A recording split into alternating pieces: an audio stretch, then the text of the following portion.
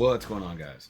So today on this SHOKY Quickie, we're going to be taking a look at something new from the Star Wars Black Series, and it's the new deluxe-ish Jar Jar Binks. And I say deluxe-ish because they call this a deluxe figure, but it doesn't have like the D exclusive thing. But they charge the deluxe price. They charge the $30 for this figure. Why? Because he's got that big honking shield. I'm not gonna lie, I don't actually care about that. I don't know about you guys. So I was trying to get autofocus back. So let's see here. There he is in the plastic prison. Very nice artwork down the side. All the things here. Hasbro not exactly working on that whole reducing the use of plastics. They said they were going to do that. I haven't seen a whole lot of evidence of that just yet. Although I do have something coming up very shortly on the main channel that does actually represent that. Though in the way I'm shooting these, I'm not sure when that's going to come out. You'll see it. I'll refer to it, and I'll refer back to this video because I'm shooting it immediately after I shoot this. So, on the backside, Jar Jar Binks, clumsy, well-meaning Gungan outcast on Naboo. Jar Jar Binks struggled to prove his worth throughout his life. True. I kind of wish that they kept going with the thing here. And is it really a canon ending to like Jar Jar basically almost becoming like a court jester, sort of, like way down the line post episode 3. I think that was possibly at least old canon. I think it might have been even in like the Aftermath books or something like that. Like they're referring to Jar Jar even then. So it's possible Jar Jar might still be alive as of like the original trilogy. By the way, stupid paper. This slides out really easy.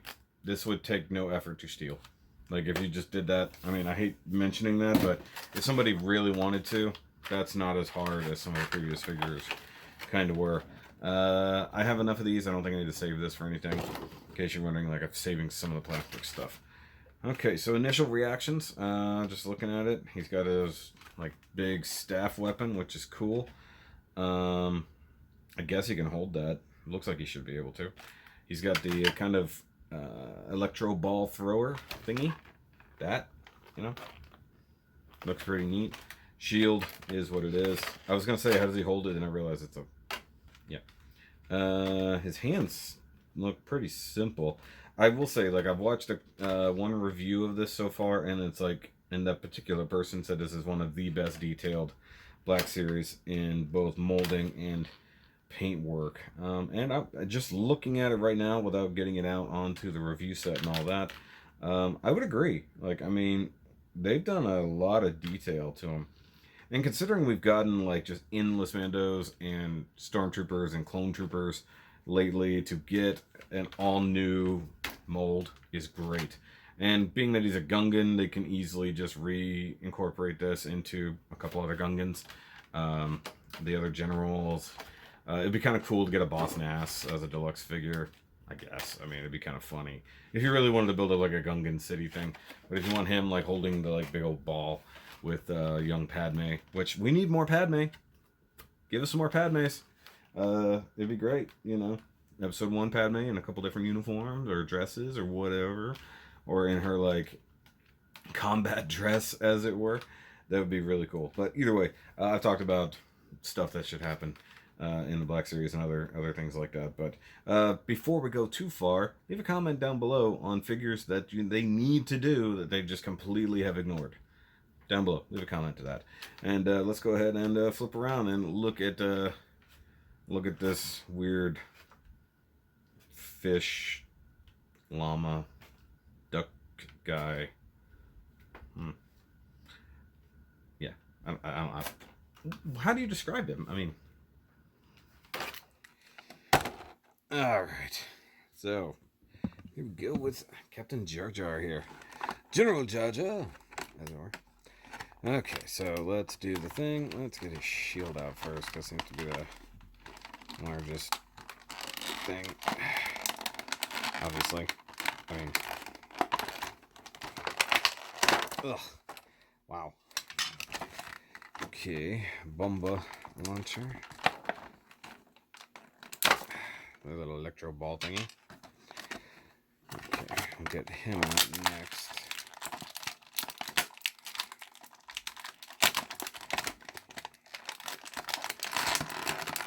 Also, I don't think I considered how tall Jaja was. Of course. Of course, there's plastic ties.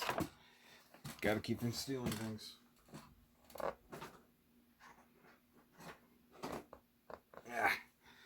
Gotta get the nippers out. There we go. Now we can come out. Ears. Ears are easier to move than capes. Alright, so I need this to come up and out. And then that goes out there. And then throw that away. Forever. Cool.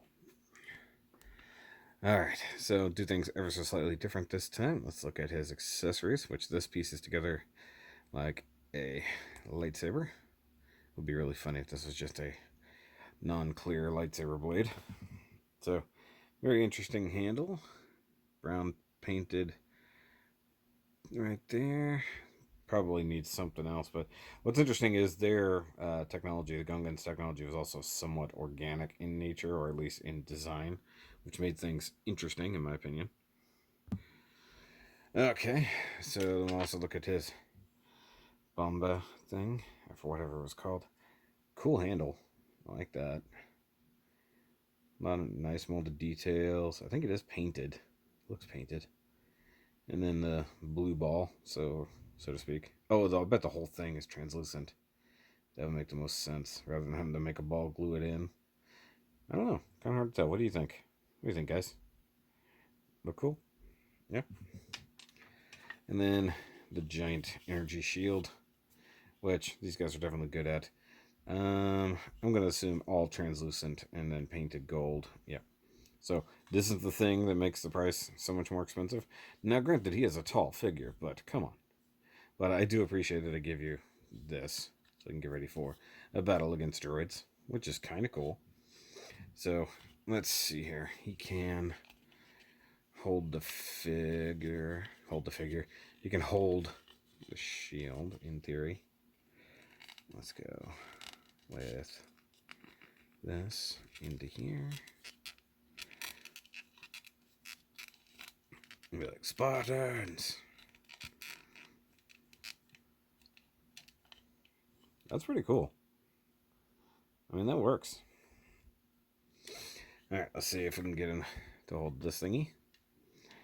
Which I assume he can. Fingers seem to be fairly flexible. I like that. Hope that means it doesn't come loose later, but, you know. Alright, so he's good with this. Although, to be fair, he was mostly just bumbling around the battlefield.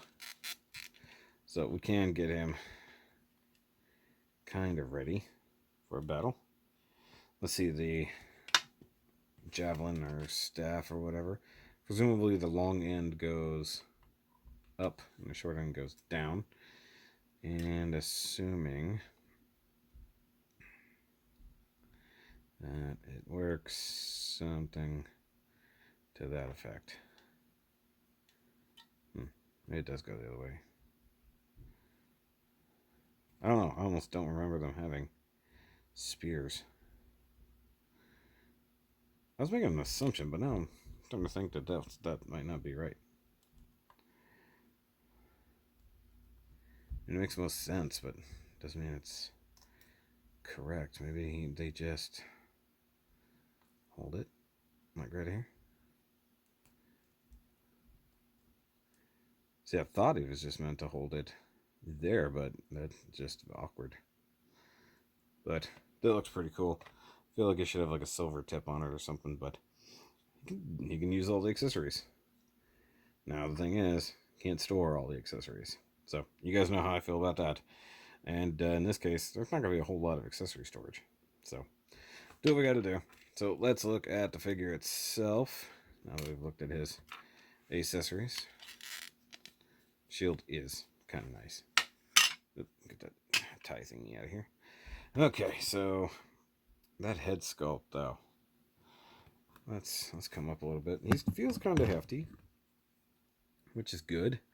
Look at the shading. Kind of the nice digital paint job. Great bit done here on the floppy ear paddles.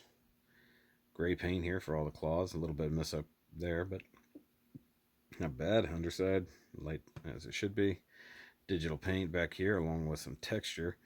And we got some tampoed on eyes, which look fantastic. It sucks that his mouth doesn't open.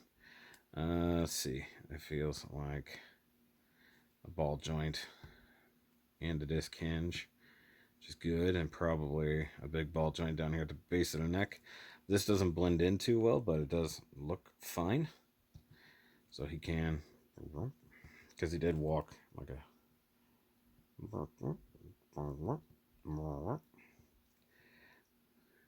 The eyes don't move. They do. They are soft though. That's cool.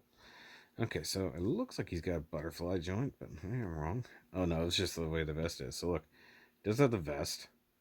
The skin tone's painted on the underclothes. That's cool. A little bit of weathering there. It's fine.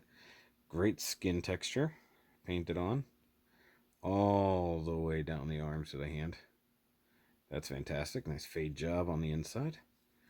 Just disc hinge, nothing fancy. Works. Single jointed elbow with the decently hidden thing there. Of course, super long forearm, the way it is. He's got the in and out wrist here, which is good. Same thing on that side. Painted fingernails, as we already saw. Possibly double ball joint. Torso, almost nothing forward. Can go back quite a bit though. Me so flexible. And we have his skirt, but here's the problem. You see a major difference in that color tone, and this has some nice weathering to it. This looks like nothing, but the front weathered nicely, just like they forgot to do the backside, which is weird. Okay, so you can kick forward about there for a chorus line. Probably not much of a John Claude.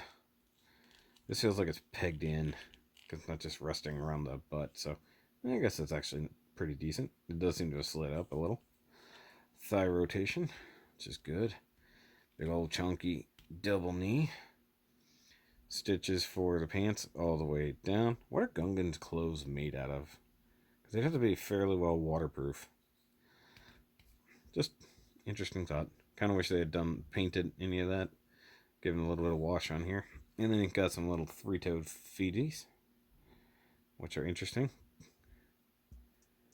Little fade as well. It's all one big disc hinge, which is cool. And swivel. So he should be able to stand pretty decently. And the big plunky feet. He's good. I like it. That's actually a very, very good looking figure. Alright, so I don't have a whole lot in the way of prequel figures, but we'll bring in somebody who was with him. And you get a Qui-Gon Jinn, as it were. Get you a little Qui-Gon. It looks pretty good. Obviously, he is taller. I've got the white turned way up, so he's like disappearing. So that's a good size figure. It looks like he's probably shorter than Chewie, though, which is fine. You probably wouldn't want a Gungan to be as tall as a Wookiee. And then there he is next to a Wally. So that's good.